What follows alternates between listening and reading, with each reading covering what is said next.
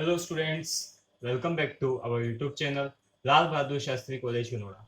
Last class में हमने BSc first year inorganic chemistry में आपका कोवेलेंट बॉन्ड पढ़े थे, जिसमें हमने उसके कोवेलेंट बॉन्ड के प्रिंसिपल को कंप्लीट किया था। साथ ही उसमें जो आपका नया पॉइंट था हाइब्रिडेशन, उसको कंप्लीट किया था, जिसे आपके कोवेल ने दिया था। और साथ ही हमने इसके बाद जो आपका रेजोनेंस था उसको भी कंप्लीट कर लिया था।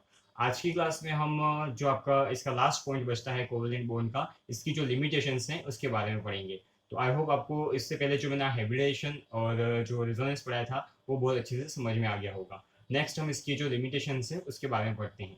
बच्चों, इसकी जो लिमिटेशंस हैं उसको मैं आपको मतलब इतना ज़्यादा एक्सप्लेन नहीं करूँगा। जिसकी जो लिमिटेशंस है मैं आपको यहाँ पे बता दूंगा, वो आप नोट कर लीजिए। और जैसे जैसे ये जो लिमिटेशंस हैं उसको जो इसकी मतलब एडवांस थ्योरी जो है वीएससीपीआर और एमओटी एमओटी इसमें ज़्यादा वो पार्टिसिपेट करेगी। तो एमओटी ने इस जो थ्योरी आपकी वीएससी सॉरी वीबीटी थ्योरी है उसको मतलब इसकी जो भी मतलब लिमिटेशंस थी उसको पूरा कर लिया था। मतलब इसकी जो कमियां थी उसको एमओटी ने पूरा कर लिया था। और उस नया प्रिंसिपल दिया हुंड और मुलिकन ने, जो आपका एमओटी है, मोलिकुलर ऑर्बिटल थ्योरी, जिसे हम आणविक कक्षक सिद्धांत भी कहते हैं। तो जब मैं आपको आणविक कक्षक सिद्धांत पढ़ाऊंगा तो उसमें हर एक ये जो आपके इसकी जो लिमिटेशंस हैं उसको लेते हुए उसमें किस तरह से मतलब एक्सप्लेन किया हुआ है वहां पे हम एक्सप्लेन करेंगे। और अभी जो आपके हैं वो पॉइंट्स मैं आपको थोड़ा बहुत एक्सप्लेन कर दूंगा, और जितने भी उसके जो लिमिटेशन के लिए पॉइंट्स हैं वो आपको मैं लिखवा रहा हूँ। तो शुरू करते हैं आज की क्लास। और इसमें सबसे पहला अपना पॉइंट रहेगा, पहले इसका टॉपिक डाल देता हूँ, संयोजी बंध सिद्धांत की कमियां।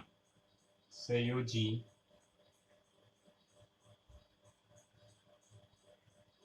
बंध सिद्धांत, या फिर संयोजकता बंध सिद्धांत भी लिख सकते हैं आप, संयोजी बंध सिद्धांत की कमियां। क्या लिखेंगे बच्चों? संयोजी बंध सिद्धांत की कमियां। अब इसमें जो आपका फर्स्ट पॉइंट है बच्चों समझिएगा, जो संयोजकता बंध सिद्धांत ने कहा, बट उससे अपोजिट कुछ चीजें इसने मतलब अपन कुछ मॉलिक्यूल में मतलब अपने को मिली, जिससे अपन कह सकते हैं कि ये इस सिद्धांत की कमी है या फिर इसकी लिमिटेशन है। तो लिखते हैं इसमें नेक्स्ट जो फर्स्ट पॉइंट अपना, संयोजी बंध सिद्धांत की यह धारणा, संयोजी बंध सिद्धांत की संयोजी बंध सिद्धांत की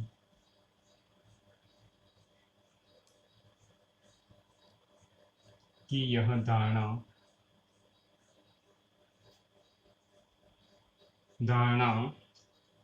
एक अपवाद है, मतलब एक एक्सेप्शन है।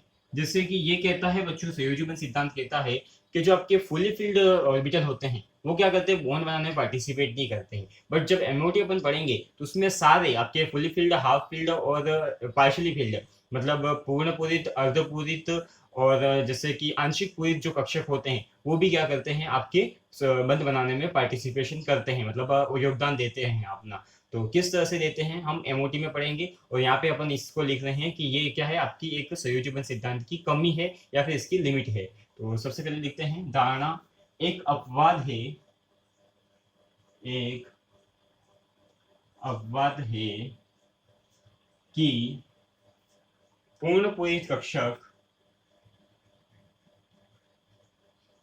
पूर्ण पूरित कक्षक, पूर्ण पूरित कक्षक बंध निर्माण में, पूर्ण पूरित कक्षक बंध निर्माण में भाग नहीं ले सकते, बंध निर्माण में भाग नहीं ले सकते, भाग नहीं ले सकते। तो बच्चों आई होप ये पॉइंट आपको थोड़ा समझ में आ रहा होगा। जैसे हमने संयोजकता बंध सिद्धांत के बारे में पढ़ा था तो उसके कुछ पॉइंट्स के बारे में पढ़ा था बच्चों, तो वो पॉइंट्स मैं आपको रिपीट करके बता देता हूँ क्या क्या पॉइंट्स हमने पढ़े थे। तो जो पॉइंट्स पढ़े थे बच्चों, ध्यान से सुनिएगा एक बार।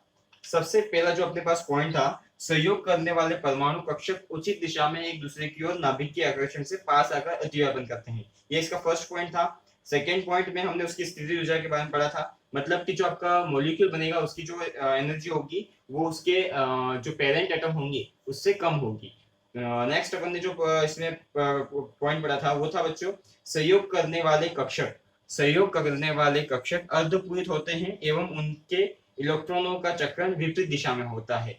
सहसंयोजक अणु उपस्थित परमाणु की संयोजकता का निर्धारण सामान्यतः उस परमाणु में उपस्थित अयुग्मित इलेक्ट्रॉन की संख्या के आधार पर किया जाता है। ये हमने पढ़ा था, ये 2 पॉइंट मैंने आपको जो भी बताए कि जो अब भी आपके मतलब कोई भी एटम आपका क्या करेगा, बॉन्ड बनाएगा, मतलब सहसंयोजक बंध बनाएगा, तो वो क्या होना चाहिए, एक तो अर्धपूरित होना चाहिए या फिर उसमें अयुग्मित इलेक्ट्रॉन होने चाहिए। लेकिन अगर वो पूर्ण पूरित होता है तो वो क्या करेगा, बॉन्ड नहीं बनाएगा। ये कौन कहता है, आपका वीबीडी कहता है। तो ये इसका एक क्या है, एक्सेप्शन है। जबकि अपन आगे देखेंगे, जब एमओटी पढ़ेंगे तो उसमें सब तरह के आपके जो मॉलिक्यूल होंगे वो क्या करेंगे, जो एटम होंगे वो बॉन्ड बनाएंगे।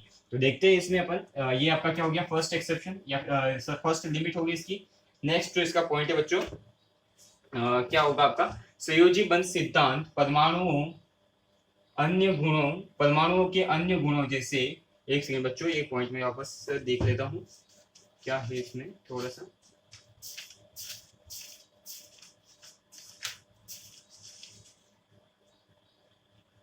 संयोजी बंध सिद्धांत परमाणुओं के अन्य गुणों जैसे चुंबकीय गुण, रंग। तो ये बच्चों, ये पॉइंट आपका इंपॉर्टेंट पॉइंट है बच्चों, समझिएगा। संयोजी बंध सिद्धांत, संयोजी बंध सिद्धांत, संयोजी बंध सिद्धांत, संयोजी बंध सिद्धांत परमाणुओं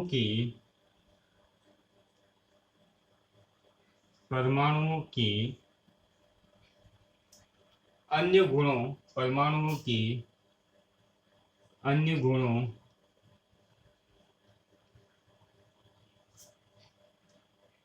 जैसे, अन्य गुणों जैसे चुंबकीय गुण, जैसे चुंबकीय गुण, चुंबकीय गुण, रंग, चुंबकीय गुण, रंग इत्यादि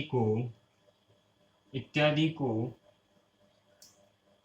समझाने में असमर्थ रहा, इत्यादि को समझाने में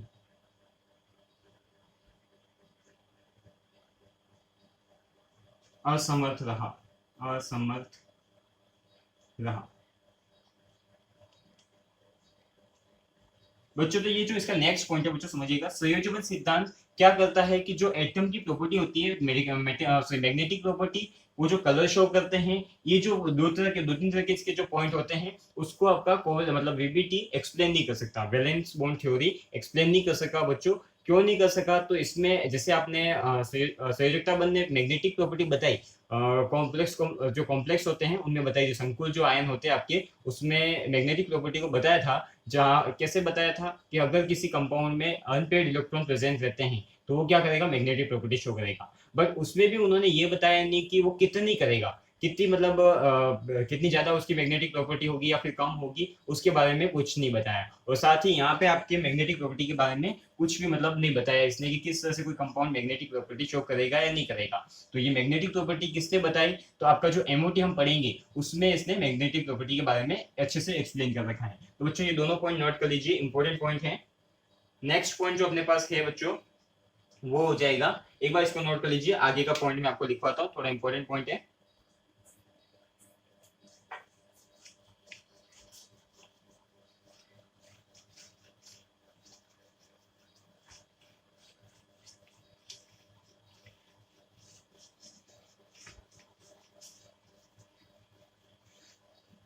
जो आपका मैग्नेटिक प्रॉपर्टी है बच्चों वो किस तरह से शो होती है, तो आपको पता होगा किसी भी कंपाउंड में अगर अनपेयर्ड इलेक्ट्रॉन प्रेजेंट होता है, अनपेयर्ड इलेक्ट्रॉन मींस क्या, उसका मतलब उसका जैसे किसी भी अपन एटम की बात करें या फिर किसी के मतलब कक्षक की बात करें, तो कक्षक में क्या हो सकता है, इस तरह से अपन पी लेते हैं, पी में अगर दो इलेक्ट्रॉन और दो इलेक्ट्रॉन, ये जो दो इलेक्ट्रॉन होते हैं इनका जो स्पिन होता है वो एक दूसरे का क्या होता है, अपोजिट होता है। तो अपोजिट होने की वजह से ये एक दूसरे के मैग्नेटिक मतलब मैग्नेटिक मोमेंट को क्या कर देंगे, कैंसिल कर देंगे। और अगर किसी एटम में क्या होगा कि कोई अगर इलेक्ट्रॉन है, इस तरह से आपके इलेक्ट्रॉन है, और इसमें अनपेड इलेक्ट्रॉन है, तो इसमें दोनों की स्पिन क्या होगी, इसके मतलब इसके जो मैग्नेटिक मोमेंट को कैंसिल करने के लिए दूसरा इलेक्ट्रॉन नहीं है, और इसके भी मैग्नेटिक मोमेंट को कैंसिल करने के लिए दूसरा इलेक्ट्रॉन नहीं है, जिसकी वजह से ये क्या करेगा, आपका मैग्नेटिक प्रॉपर्टी शो करेगा, मैग्नेटिक प्रॉपर्टी शो करेगा। तो ये आपके संयोजकता बंध सिद्धांत ने नहीं समझाया, ये किसने समझाया, तो आपका एमओटी जो होता है उसने समझाया। उस वो बहुत ही एडवांस थ्योरी है अभी तक की एमओटी, उसके बारे में हम नेक्स्ट क्लास में पढ़ेंगे जब भी। तो लिखते हैं इसका जो थर्ड लिमिट है वो संयोजकता बंध सिद्धांत की।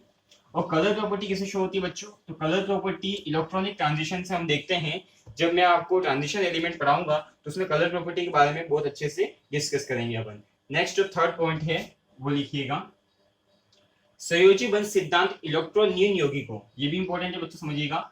संयोजी बंध सिद्धांत, संयोजी बंध सिद्धांत, संयोजी बंध सिद्धांत परमाणुओं, सॉरी, संयोजी बंध सिद्धांत इलेक्ट्रॉन न्यून यौगिकों, इलेक्ट्रॉन न्यून, सॉरी, इलेक्ट्रॉन न्यून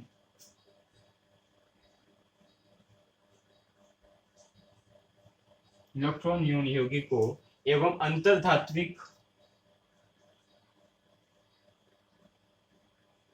एवं अंतर्धात्विक इलेक्ट्रॉन न्यून यौगिकों एवं अंतर्धात्विक यौगिकों के बीच इंटरमेटेलिक, जो आपका मेटेलिक मेटेलिक बॉन्ड होता है उसके बारे में बात कर रहे हैं। इंटरमेटेलिक अंतर्धात्विक यौगिकों अंतर्धात्विक यौगिकों के बीच बंधन को के बीच बंधन को के बीच बंधन को भी समझाने में असमर्थ, बंधन को भी समझाने में असमर्थ रहा, सॉरी, समझाने में असमर्थ रहा। तो ये थर्ड पॉइंट क्या कहता है बच्चों, आपका इलेक्ट्रॉन न्यून कंपाउंड कौन से होते हैं, इलेक्ट्रॉन डेफिशिएंट कंपाउंड, जैसे मैं आपको BF3 बताया था बच्चों, तो BF3 बताया था, B2H6 जो होता है, इस तरह के जो कंपाउंड होते हैं उनमें क्या जो बोरॉन होता है वो क्या होता है, इलेक्ट्रॉन न्यून कंपाउंड होता है। इलेक्ट्रॉन न्यून मतलब इलेक्ट्रॉन डेफिशिएंट, उसमें इलेक्ट्रॉन की कमी होती है, उसके आउटर मोस्ट शेल में इलेक्ट्रॉन की कमी होती है। ऐसे कंपाउंड के बीच में जो बॉन्डिंग होती है, जैसे हम बनाना बॉन्डिंग के बारे में पढ़ेंगे, इस यूनिट का जो लास्ट टॉपिक है वो ये आपका क्या है, बनाना बॉन्डिंग के बारे में हमको पढ़ना है, multi centre bonding in electron deficient molecule, जो ये आपका इस यूनिट का लास्ट टॉपिक है। उसमें हम पढ़ेंगे इलेक्ट्रॉन न्यून यौगिक क्या होते हैं, और साथ ही इसमें मेटेलिक मेटेलिक जो बॉन्ड होते हैं उसके बारे में भी VBT ने कुछ स्पेशल एक्सप्लेनेशन नहीं दिया, जिसकी वजह से ये क्या होगी, इसकी लिमिटेशन हो गई है। नेक्स्ट अपन देखते हैं बच्चों fourth number point. Fourth number point क्या है बच्चों, ये थोड़ा बड़ा पॉइंट है, एक बार मैं लिख लेता हूं फिर अपन समझेंगे इसको। O2 अणु की O2 अणु की लुईस संरचना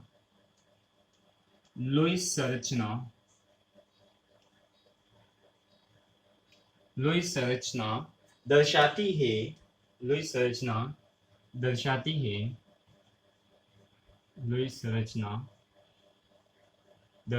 है कि उसमें उपस्थित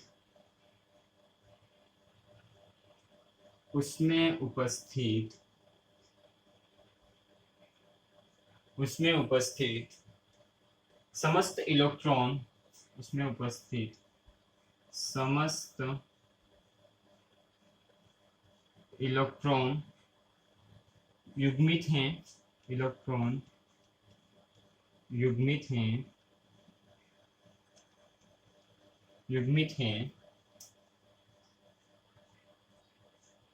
युग्मित हैं अतः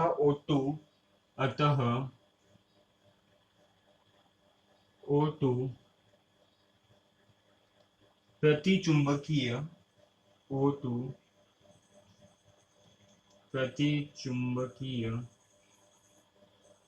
प्रकृति की होनी चाहिए, प्रतिचुंबकीय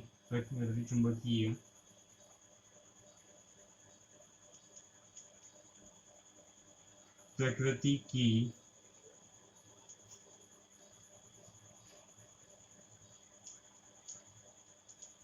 होनी चाहिए, किंतु चुंबकीय सुग्राहिता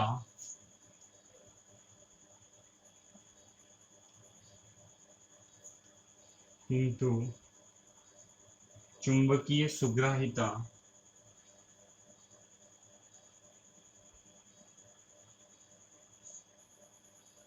किंतु चुंबकीय सुग्राहिता माप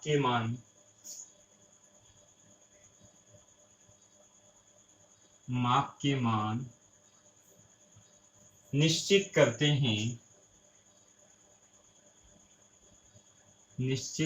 हैं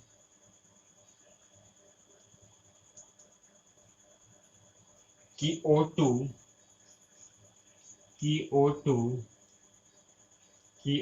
अणु में दो अयुग्मित इलेक्ट्रॉन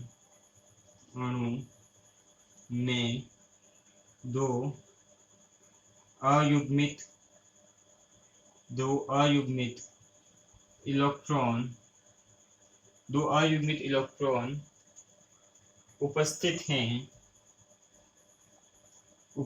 हैं एवं O2 अनुचुंबकीय है। मतलब ये आपका अनुचुंबकीय प्रकृति शो करता है। तो समझिए बच्चों, ये पॉइंट है। देखो O2 का हम लुईस स्ट्रक्चर देखते हैं, लुईस संरचना देखते हैं, तो ये क्या बताता है कि इसके जो सारे जो इलेक्ट्रॉन है वो क्या है, पेयर्ड है। अतः O2 कैसा होना चाहिए, प्रतिचुंबकीय। प्रति मतलब डायमैग्नेटिक होना चाहिए, बट ये कैसा होता है, पैरामैग्नेटिक होता है। मतलब O2 अनुचुंबकीय क्यों होता है, क्योंकि इसमें दो अनपेयर्ड इलेक्ट्रॉन होते हैं। तो किस तरह से होते हैं, इसको मतलब आपका जो VBT है वो एक्सप्लेन नहीं कर पाया। इसको किसने एक्सप्लेन किया, आपका MOT ने एक्सप्लेन किया। तो इसके बारे में भी हम पढ़ेंगे, ये भी इंपॉर्टेंट पॉइंट है बच्चों, ध्यान से समझिएगा कि इसकी जो डायमैग्नेटिक और पैरामैग्नेटिक प्रॉपर्टी किस तरह से शो करता है O2, उसके बारे में हम MOT में पढ़ेंगे। और MOT आपकी बहुत ही एडवांस थ्योरी है बच्चों, मैं अभी भी कह रहा हूँ, ये आपको अच्छे से पढ़नी है। और साथ ही VBT को भी पढ़ना है। VBT के भी बहुत सारे पॉइंट ऐसे हैं जो समझने लायक हैं और अपने यूजफुल, अभी भी यूजफुल हैं। तो समझिएगा बच्चों, क्या है, एक बार फिर से रिपीट कर लेता हूँ। O2 अणु की लुईस संरचना दर्शाती है कि उसमें उपस्थित समस्त इलेक्ट्रॉन युग्मित हैं, अतः O2 प्रतिचुंबकीय प्रकृति की होनी चाहिए, किंतु चुंबकीय सुग्राहिता माप के, मतलब प्रैक्टिकल इसको देखा तो माप के मान निश्चित करते हैं कि O2 में दो अयुग्मित इलेक्ट्रॉन उपस्थित हैं एवं O2 अनुचुंबकीय है।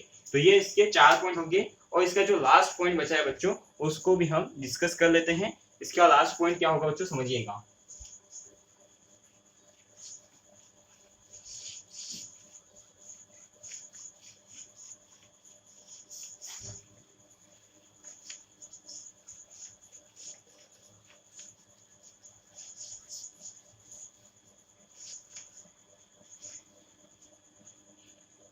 लास्ट पॉइंट है इसका बच्चों, समझिएगा। संयोजकता बंध सिद्धांत में उपस्थित संयोजकता बंध सिद्धांत सहसंयोजक बंध में, इंपॉर्टेंट पॉइंट है, संयोजकता बंध सिद्धांत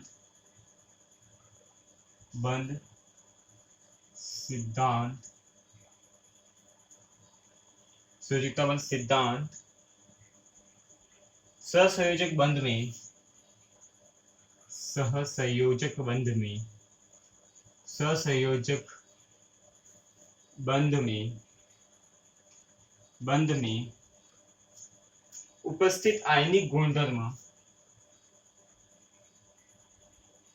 उपस्थित आयनिक गुणधर्म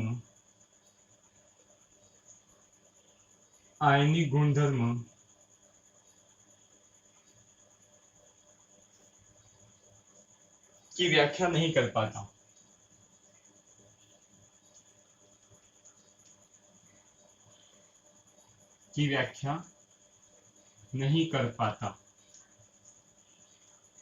जैसे कि बच्चों आपको पता है HF का जो अणु होता है, अब HF का अणु क्या होता है, एक तरह से पोलराइज्ड मतलब आयनिक कंपाउंड होता है, आयनिक भी बोल सकते हैं, बट इसमें होता कौन सा बॉन्ड है, आपका कोवेलेंट बॉन्ड होता है। F की जो इलेक्ट्रोनेगेटिविटी होती है क्या होती है, S से ज्यादा होती है, जिसके कारण इसके ऊपर नेगेटिव और इसके ऊपर आपका पॉजिटिव चार्ज रहता है। तो ये क्या करता है, आयनिक प्रॉपर्टी भी शो करता है एक तरह से। तो अपन कह सकते हैं कि जो आपका कोवेलेंट बॉन्ड मतलब जो VBT है, वैलेंस बॉन्ड थ्योरी है, वो कोवेलेंट बॉन्ड की आयनिक कैरेक्टर के बारे में कोई भी इंफॉर्मेशन नहीं देती है, इसके बारे में नहीं समझाती है। तो बच्चों ये कुछ लिमिटेशंस थी VBT की, जो कोवेलेंट बॉन्ड से रिलेटेड थी, जो अपन जनरल मतलब एटम्स से मॉलिक्यूल है उसमें पढ़ेंगे। कॉम्प्लेक्स कंपाउंड के लिए इसकी जो लिमिटेशंस है वो अलग हैं, और इसकी जो थ्योरी वो अलग है। तो वो हम सेकेंड ईयर में और थर्ड ईयर में पढ़ेंगे। तो आज की क्लास में हम इसकी जो लिमिटेशंस है उसको ही करेंगे। नेक्स्ट क्लास में हम नए टॉपिक के साथ इसको कंटिन्यू करेंगे। आज की क्लास के लिए बच्चों थैंक यू सो मच।